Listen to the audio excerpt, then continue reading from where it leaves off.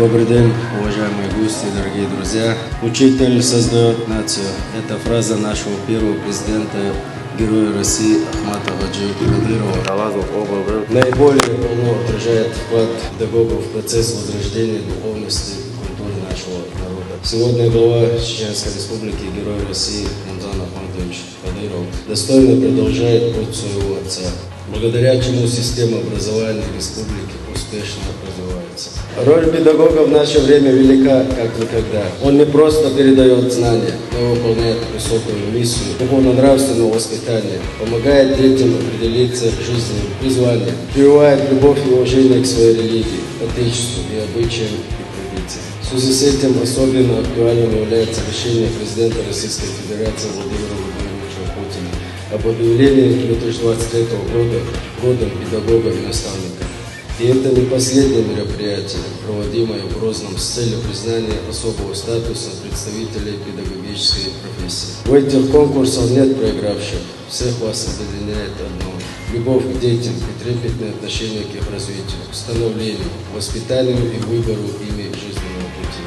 Желаю всем участникам веры в себя, в свою профессию. Пусть участие в конкурсе станет для вас стимулом к новым победам.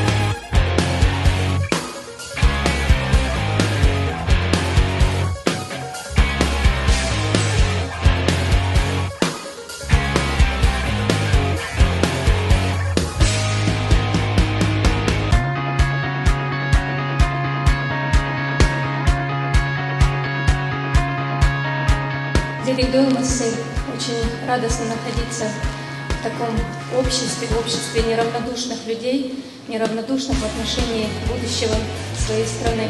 Призвание и признание.